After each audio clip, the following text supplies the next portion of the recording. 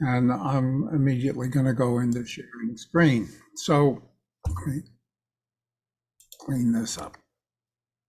So I'm going to take a break from talking about AI. We have one more major topic to deal with AI. But since we're now all done with the homework, now is the time to start on the final game. And I would just want to show you very quickly the final game framework that I'm hoping for here. I would like there to be an opening menu scene with some choices. Choices are critical in all of the different versions of the final game.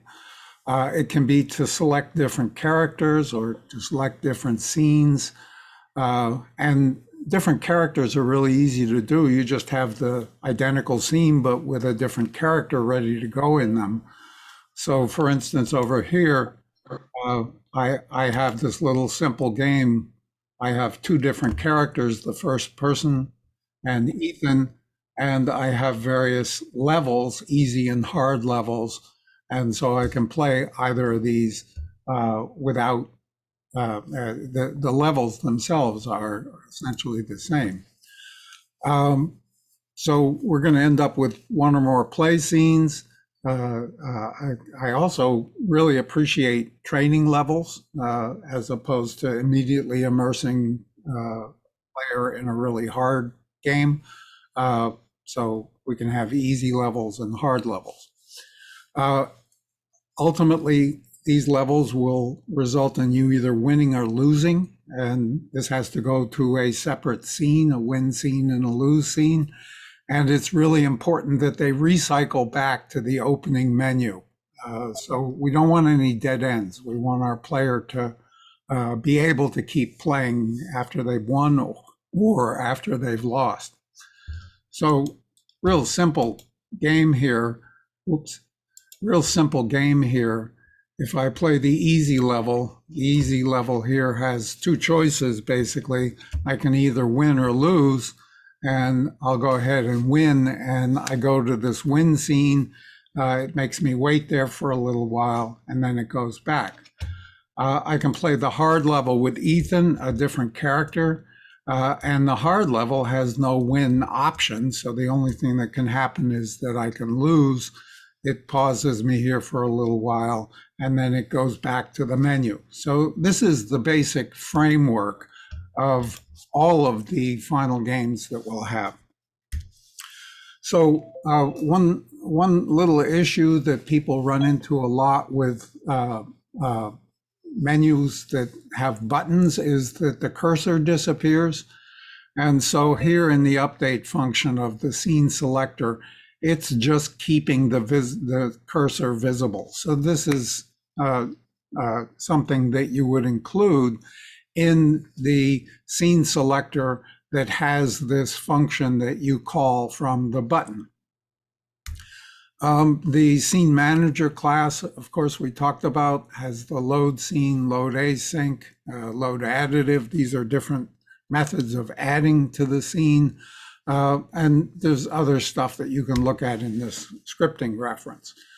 So my little simple win-lose game just had these cubes that when I on trigger entered them, it checked to see if I was the player, and then it loaded a specific scene.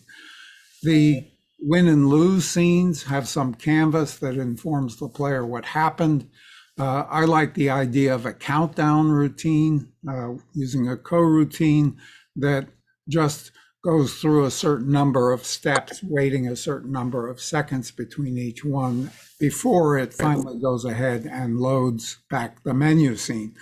So this is the bare bones framework of our final game. Now, we have a number of choices for the final game. There are 3 different tutorials that you can do. There's the John Lennon's Haunted Jaunt, there's the adventure game, and there's the tank tutorial. Any of these are acceptable choices for games if you haven't got an original of your own creation. I encourage originals. each of these have tutorials that you have to kind of work through to get them functioning. They're each available on the asset store. There are links here for appropriate things. Now, in doing the tutorials, it's not enough to just provide me with the tutorial. You have to add various features. So for the John Lennon's Haunt, you have to offer me the option to play as a different character. There are little enemy characters that you can appropriate to use as your playing character. And there's also one of the options is to change from the top-down view to a third-person view. You're going to have obviously a level selection menu, an easy training level. In the tutorial version, when John dies, when he encounters a ghost or he trips some CCT camera, he dies immediately. And I'd like him to have some kind of health that declined and the UI element. And of course, win and lose scenes to transition to. In the tutorial version of the game, it just puts a banner up that says you died, and I'd like you to be able to win. The adventure game, again, the adventure game is a very interesting example of a game, an interactive game. It has a character, but I'd like you to provide me with the option to play as a different character, or to, instead of playing as this kind of top-down view, play as a third-person character. The game has these interactable objects that one can touch and have things happen, and you have to add at least one of your own to the game. There currently are no damaging AIs in the game, so and there's no health for the player, and I'd like that added. And of course, an easy level for training. At the end of the game, it just kind of ends, and I'd like you to teleport to some other level with a terrain and some goal. The tank tutorial is set up to play with two players on the same keyboard. So one player uses the arrow keys, the other the WAS and D. And at this point, the number of bullets available for the tanks is infinite. Make those bullets finite, add an appropriate UI that shows how much ammo is left, and add a repair shop where you can fix damage and reload ammo. Also, there's really annoying music in the game, and so add a menu that allows you to turn off or at least lower the volume of the music. One gotcha I noticed with all of these is it says when you're loading the asset from the asset store, it says, warning, this package has dependencies, and it gives you the option to either skip or install upgrade. And what I've found is if you install upgrade, it breaks things. So pick skip, and this should work. I just tested this in both Unity 219 and 220, and they all work. There are some issues, but they all work. So finally, the game of your own design, which is the one I really like, and this has to include at least 2 levels, one of which is relatively easy, a training level, a choice of characters. So you have to be able to play as different kinds of characters. Again, that's easy, just the same scene, but with different characters loaded into them. There has to be an opening scene like what I have here in this little game that lets you pick the character and or the level. Some terrain textured and populated with assets from other Unity examples, anything you can find. And it doesn't have to be a terrain. If you're doing something else with a complex and attractive environment, that's fine with me, but it has to be something. There should be some kind of health that will ultimately kill our player with appropriate UI, some threat or reward, something that damages our player, something that rewards our player. We have to have some metric for how we win or how we lose. And importantly, there have to be AIs.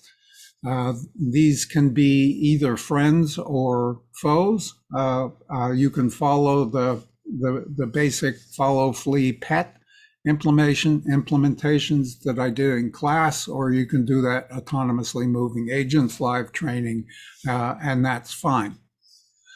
So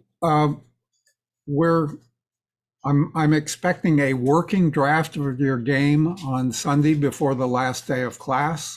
So this is not the completed game that I will grade for the final project, but it's something you have to turn in that Sunday to show me where you are in your progress.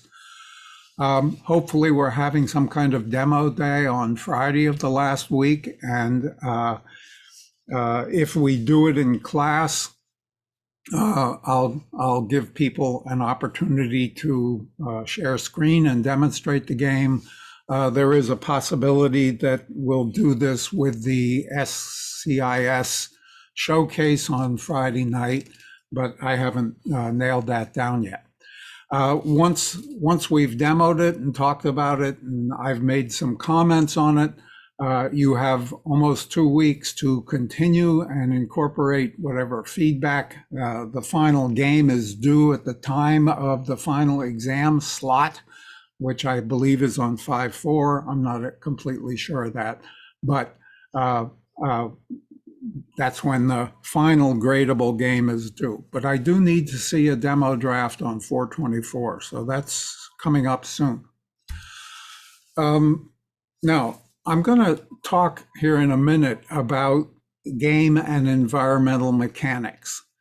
And in the final game project, there's 2 types of documentation that have to be included. One is instructions, how to play, what the point of the game is, and the other is an assessment of these game and environmental mechanics.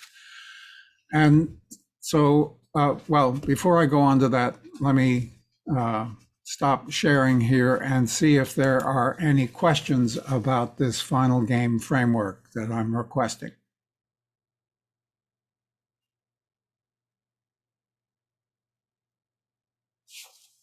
No? Okay, well, so game mechanics.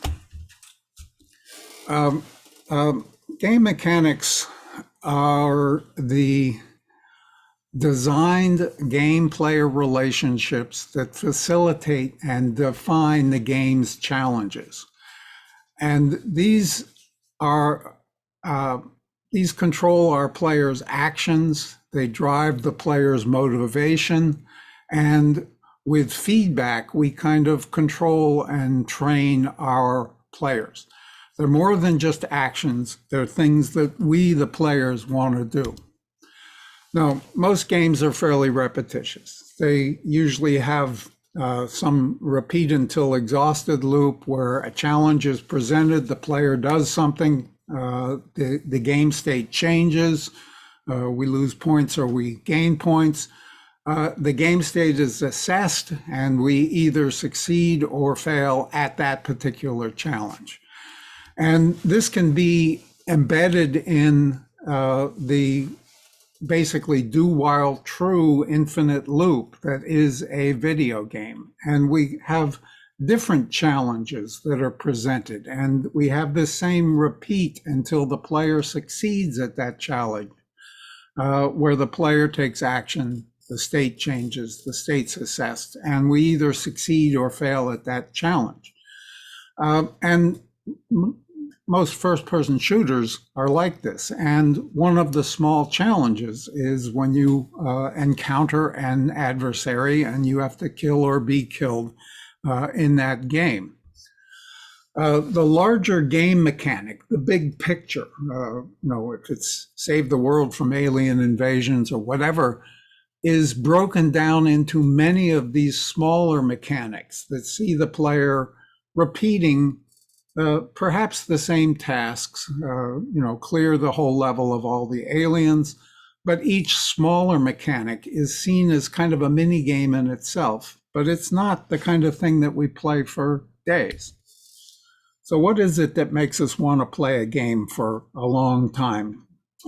Well, a compelling game taps into our natural abilities, talents that we as primates on the planet developed as survival skills. One of these is pattern recognition. We actively seek out patterns in the world, and this skill of recognizing patterns helps us to make decisions when we have incomplete information. This is sometimes called intuition. And if you talk to a brain scientist, they'll tell you that when we make sense out of chaos, we get a jolt of dopamine, the pleasure chemical in our brain. So this is, of course, why we play video games. So what makes a game fun is that it engages the human mind with challenges that it's designed to achieve. So we have things like repetition and pattern matching. So talking about the primary mechanics, the kind of categories of things that define things that we are designed to do. And one of these is searching. This basic cognitive process involves perception. We have to scan an environment. We have to look at the world. And as we look at the world, we have mental snapshots of the world that we match with our internal symbolization, our picture of what it is we're looking for in our brain, the sought item. Now, often we don't necessarily pick up that object, but we need to remember where it was, because we might not have needed it when we saw it. Our health was good. We didn't need a healing potion, or sometimes we're not permitted to take it, but we need to remember where it is. So searching is a basic primary mechanic. Matching is part of searching. This is where we identify two objects to be the same or similar. In the case of searching, that object is our mental image of the object. But other times we have objects that we have to put together to make a whole. They may have similar color or shape or characteristics. It may be a key to a door that we need to open. So matching, identifying things that are the same or similar. Sorting is the process of making order out of chaos. When things are sorted, life is easier. It removes some of the cognitive load of dealing with the environment. So we can sort things by size or by color or by species or by age, or even ordering tasks in a particular order so that they can be completed. Find the key, then open the door. We don't open the door and then find the key. We put that task in the correct order.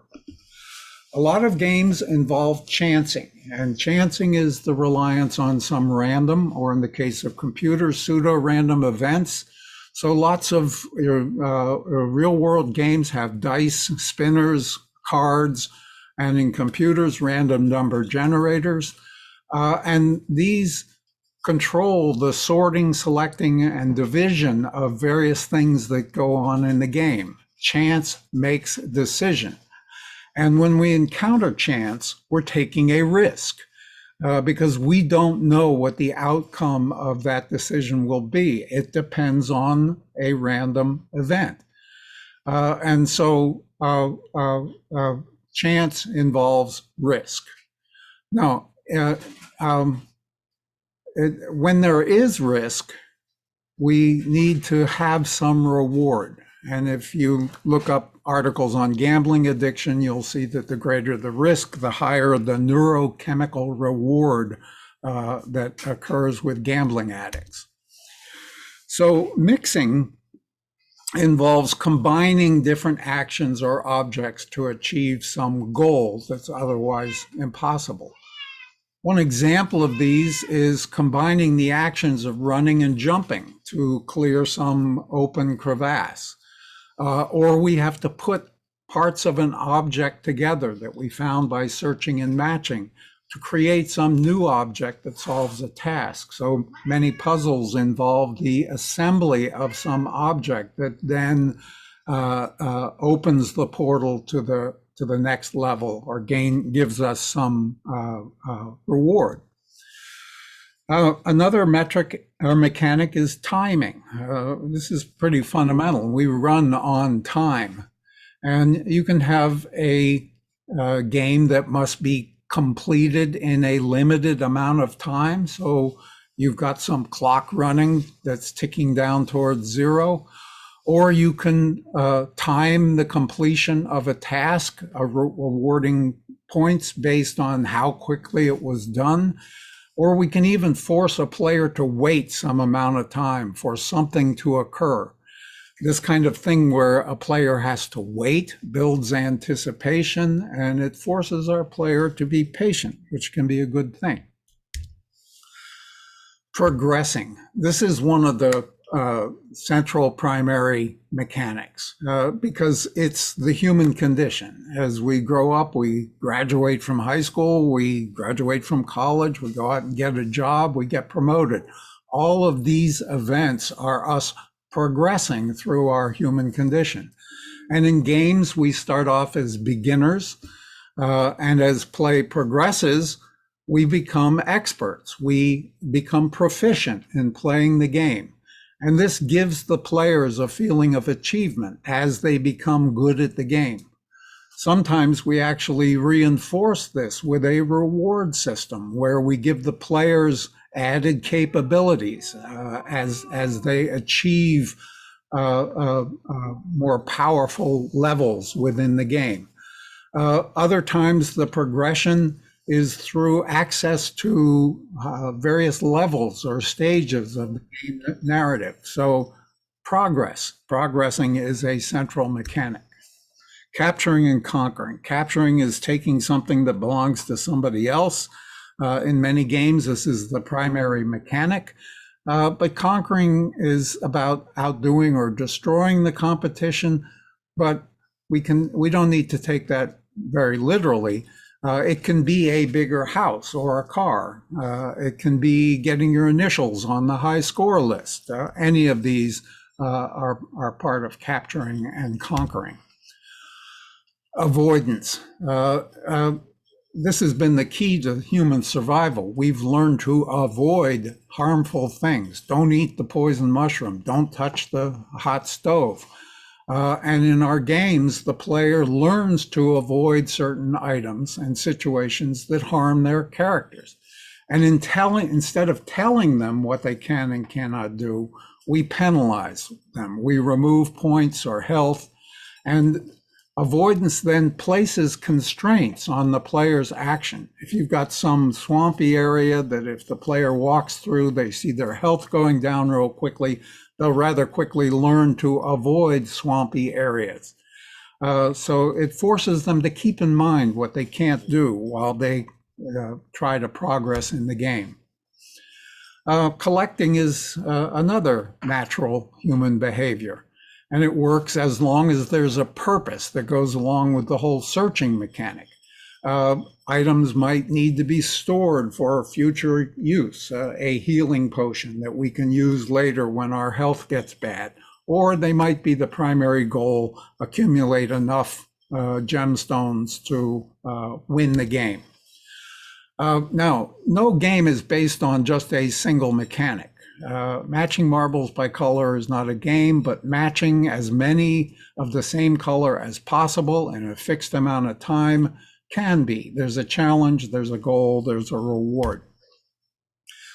Balls in the real world are kind of ubiquitous, all the different games that involve balls. And what makes these games attractive is that when you start to play these different games, you're not very good at it, but by trial and error, you eventually get good at the game. And so you improve and you progress and you feel good about yourself. Racing is one or more players attempting to get from one place to another. This can be a race against the clock, in which case we're doing timing, or it can be against another player in a network game. This can be another human, or it can be an autonomous character or an AI. And it need not involve vehicles and a track. It can also be something like performing specific tasks, such as completing a level, clearing it of aliens, or solving some puzzle that gets you out of a particular level. Avoidance and collecting, I've mentioned collecting already, but avoidance is deliberately not interacting with a specific object. Collecting is the opposite of avoidance. Definitely interact with the object because it rewards your player. When we have items that we should be avoided or should be collected, we need to provide visual cues for those items. Red is a color that's often associated with danger. Sharp, prickly objects are associated with things that can harm us. For some reason, we seem to be really attracted to the color gold, so gold coins are all over various games as reward items. The searching, the process of scanning, an environment is kind of a basic human attribute. Hunter-gatherer societies of our ancestors are nothing more than searching and collecting societies. Find colored keys to unlock similar doors, that's matching, finding clues, locating power-ups, potions to restore health. Now, the rewards and penalties that we give to our player can be any number of things. They can be just simply points that show up on the UI. They can be access to new levels that open up new parts of the world to us. They can be virtual food or clothing or money or health or kudos, getting your name on the high score list. Votes, friends, I don't know. Those are all things from Facebook. Rewards and penalties are not just given at the end of the game, but they're often given throughout the game as a way of providing feedback, both positive and negative feedback, to influence our players' behavior. What we're doing here is teaching the player how the game is to be played and how to play better. We want them to progress. So there's this psychological discipline called behavior management that has a concept called operant conditioning.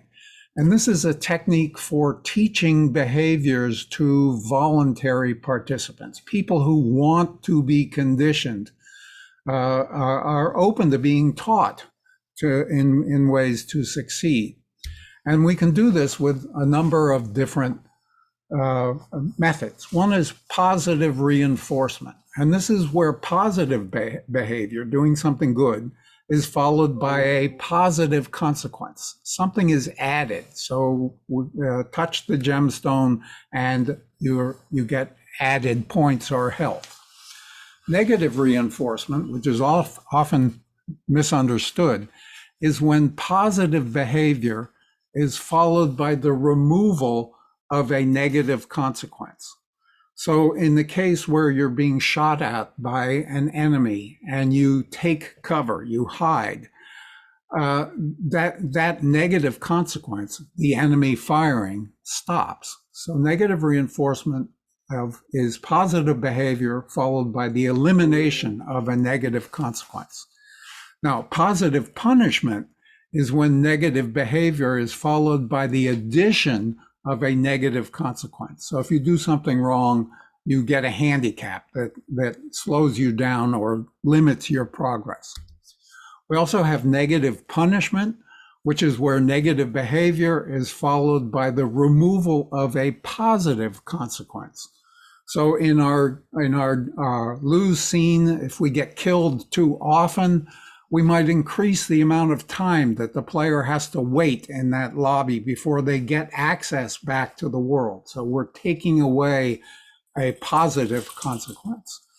There's extinction where neither positive or negative behavior results in any consequence. There's no feedback. So if we just stand there and shoot a tree, nothing happens.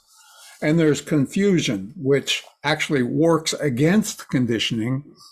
And it occurs when the feedback is provided when there's no action by the player. And this causes the player to become confused as to the reason behind the reward or penalty. So when using this feedback to mold our players' behavior, there are a number of factors that affect it. One is saturation. The more often a player gets the same feedback, the less they're motivated by it. If you receive too many gold stars, you start to not really care about collecting gold stars. Immediacy is another key element of feedback. The time between the action and the feedback should be rather small. It should be happen right away. When you touch the shiny gem, you should get a point. It should also be consistent. The feedback needs to align with the player's beliefs about things. So if you step on a landmine and it only kills you some fraction of the time, it's going to be less of a deterrent to stepping on landmines. And we always have to evaluate the cost versus benefit. Players evaluate the effort that they need to spend on an action based on the potential reward. They're not going to go toe-to-toe with the boss if the end of it is nothing but one more point. They want to get access to the next level. They want a big reward for a greater risk. And of course, individual players have different risk aversion reactions. And so you've got to provide rewards for riskier actions. So the bottom line here is that games in effect play the human brain by providing it with tasks for which it was designed. And an understanding of what makes these game mechanics compelling and how to manifest them in a game is critical to designing a playable game. Now, I mentioned in our final game, we're providing the documentation that includes those instructions for how to play the game, what the point is, how to fire the gun, et cetera, et cetera. And this can be this can be a document in the manual, or it can be part of the opening scene. Like over here, I've got instructions for how to play in the opening scene. And in your manual, that required separate document, I'd like you to analyze the game mechanics that you've used in the design of your game, and this will be part of the grade. So I'll stop there and entertain any questions about game mechanics. I just want you to be thinking about these as you design your game. I'm not pointing you in any direction, although there's some good advice in here. But as you build your game, think about which of these mechanics you're utilizing in the different phases of your game. And of course, a game is not all one mechanic. A game is lots of different mechanics. Any questions? Okay, now the other, and I'm not sure I'm going to have time to finish this one today, but the other mechanic is environmental mechanics, how we design the game world. Now, we had that whole terrain building tool that let us paint brushes, paint to raise and lower terrain and paint textures and trees and grass and all that stuff. And we had the terrain toolbox that procedurally generated terrain. And so, you know, we've been building these kind of realistic worlds. But I want to talk a little bit about the design of a virtual world. And the virtual world has shadows and colors and textures, vegetation, clouds, wind that's blowing things around, weather if we want to make rain or snow, all these tiny details that we often overlook in the real world. We don't pay attention to this, to the trash by the side of the road, but all of that trash influences the believability of our real world. Things that are not missing, that the player doesn't even notice, are what makes it more believable. So let me quit this one and open another one here. Where is it? Boot camp. So having a lot of little detailed stuff around our scene can make the world more convincingly realistic. Scraps of paper, dust bunnies, dirt, scuff marks, any of these things make the game more believable. Of course, games aren't always realistic. Sometimes they're cartoon worlds, but if we look at nature and we apply the rules of nature, then we can make a realistic looking world. Now, and let me show you a scene here.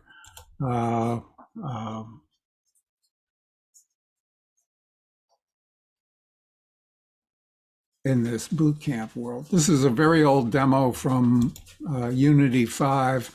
But here I've got this room that's full of trash and there's all kinds of stuff lying around. There are tires.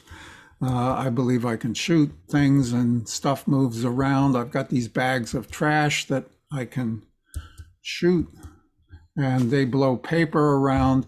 There's all kinds of stuff and details in this room that make for a realistic looking room. We've got this light here that swings on a chain and it casts shadows that move. All of this stuff makes for a realistic looking world. As we build a world, it's important to provide a focal point. And this doesn't have to be anything in particular, but it helps with the player's orientation with the game. And it can be some kind of dominating feature, a tower, a mountain, a glow in the sky, something that draws the player's eye and attracts them towards it. And it assists with the player's orientation. So here in this scene, where my player starts, I've got this tower over here in the sky. And that's actually the ultimate goal in this scene, is to get to this tower here. And we also have some features that help with the orientation. We have these power lines that span the world of the game here.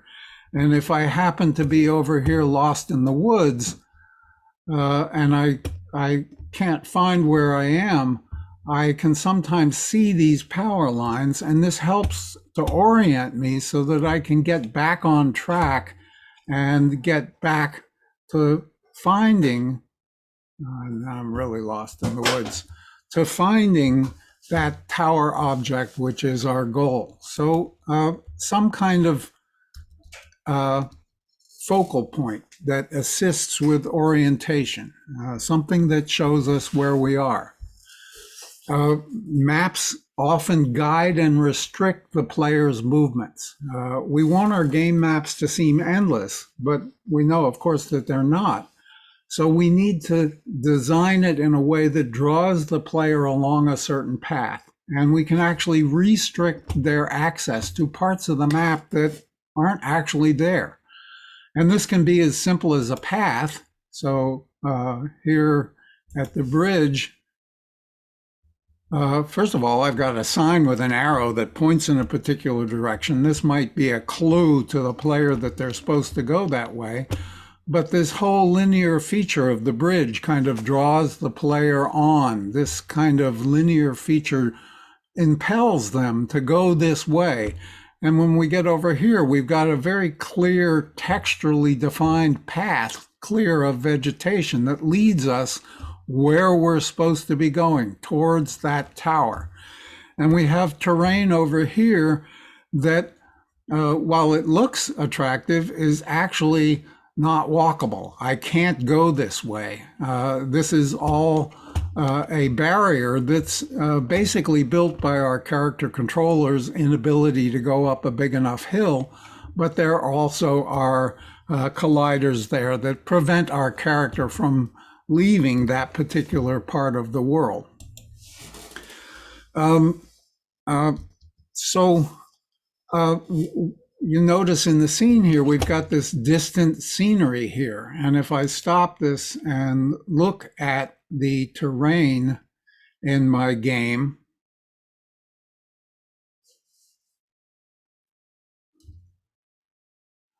the terrain here, the walkable terrain, is this little tiny piece right here. That's the whole terrain that I'm allowed to walk on. And the rest of this is a bunch of low poly terrain that has no colliders. It's very low poly, so it's low cost, but it's out there in the distance for us to see. And the terrain has been very carefully defined. This little walkable bit of terrain has been very carefully defined so that as I approach the edge of the terrain, here where I'm starting, I'm near the edge of the terrain, I've got this barrier, but I can see that far terrain out there, and I just can't get to it because there are fences or there are some kind of boulder barriers that are built up that are too tall for me to climb. So it's very cleverly designed so that I never see that edge of the terrain. It's invisible from any perspective within the game. And but we're on this little tiny piece of terrain, but there's this far terrain out there for us to see.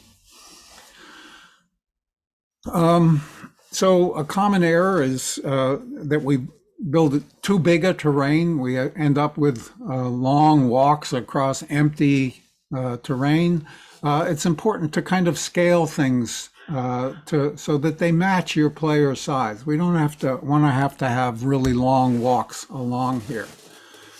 With map design, the devil's in the detail. You look at the real world and you see that trees make bumps around them. Grass is taller around the trees. There are weeds and rocks. Mountains have tree lines above which the trees are smaller. Water often has plants growing around the edges, and we can use these things to hide the abrupt boundaries where one object kind of meets another. So this is all very apparent in this boot game world, where we have lots of plants and things that are hiding the base of the trees. We've got boulders along the edge of the river to hide that edge of the water. And we have plants that are growing here to kind of hide things. So all of this stuff is done to make the world more compellingly realistic. Now, I'm not sure I'm going to get to this, but we also have the idea of the map layout, how we're going to lay out our map. And this often depends on what the logical structure of our game is. If we have a story game, it's often going to have a start and an end and some linear path that we go through. But a game may be very open-ended with some evolving narrative that doesn't dictate the layout. So there are a number of different design structures for a map layout: open, linear, linear with sidetracks, linear with circuits, branching, spoken hubs. And no game employs just one, but is usually some hybrid of different kinds of games. With an open map, the character has a lot of possible starting places and a lot of possible ending places. And there are unordered challenges in between, things that happen whose order doesn't matter. And the player's choices are generally large. These are harder games to generate. And we try and make the world seem infinite, but in fact, it might be a series of mini maps that are cleverly linked together to give the illusion of an infinite or at least very large world. With a linear map, it's often based around a story. We have a start and an end and a character who's often a hero that has to work their way through a series of progressive challenges. The start is always the same, the end is always the same, and there is only one path to travel. And along the way, there are challenges and puzzles and barriers and other obstacles. And we lead our player on this path by constraining them, by making it impossible for them to get off the path. Linear with sidetracks is one where there's a dead end, a branch in the path that leads down a dead end. And usually with these sidetracks, we want to have some reward at the end of it, some bonus or clue that helps them in their progression down the main path. Now, a danger with sidetracks is that a player may skip the sidetrack that may contain some critical asset that they need later, a key. So we often force them to go down the sidetrack by keeping the main path somehow closed to them and forcing them down the sidetrack. And then they have to explore enough to come back and find that now the door is open to them. Linear with circuits.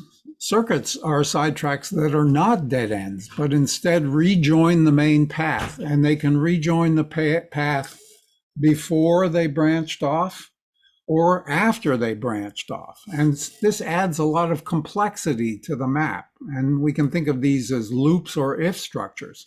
If we're branching around part of the main path, it's an if. If we're branching back, it's a loop. And this offers opportunities to bypass parts of the path, but it can also be used to disorient the player by sending them back along the main path, even to the beginning.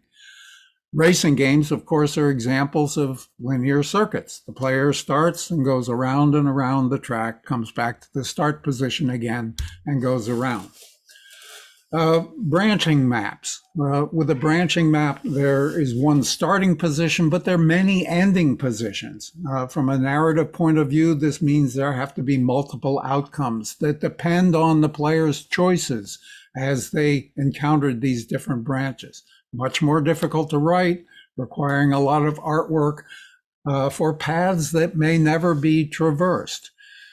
Branches are generally one-way portals that preclude retracing steps. But the reward of this is that a player will want to play the game again and achieve a different outcome by making different decisions. So this can make your game more addictive. Hub and spoke are a progressive set of challenges that have to be done in a certain order. You have to do one to unlock two. And when you're done with one, you come back to this home base. And this requires numerous maps, each of which can be one of the other types. And the player is required to explore and experience them all. Modern games include elements of all of these. But the key to this is that you don't start off designing map levels. You start off with a conceptual design of what you want to do and a story that goes with it. And this guides you in how you're going to set up the layout of your game. Starting position, start your player with a good spot, someplace not in a corner looking at a wall, but immediately immerse them in a level. If they're supposed to go through a door, put them in front of the door so that they know that they're supposed to do it. Flow is important. We want to keep our player moving from beginning to the goal. Challenge the player, keep them moving, keep them engaged. Our players know they're being herded along a path, but it's important to provide them with numerous paths to give them at least the illusion of freedom.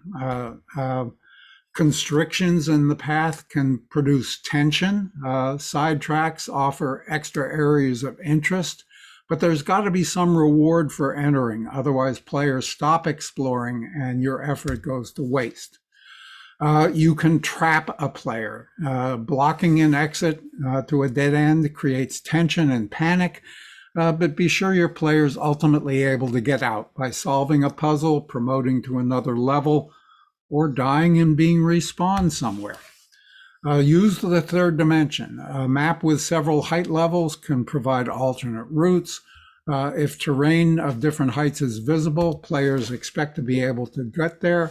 Have vantage points that provide some benefit for your player, hiding, attacking, viewing the world, whatever. Something that makes the game less boring. And here's a book on the fundamentals of game design. And as with the game mechanics, an analysis of what kind of environmental mechanics you used is required in that write-up that comes with the final game. And I made it just in time, so I'll stop sharing here and entertain any questions. And I always get a smile from Henry when I complete my class. So any questions? That was a rather quick and hard slog, but it is an important component of designing a game. We need to think about it first before we just wade into it. And I'm sure a lot of you have thought about a lot of video games. So any questions? I'm going to stop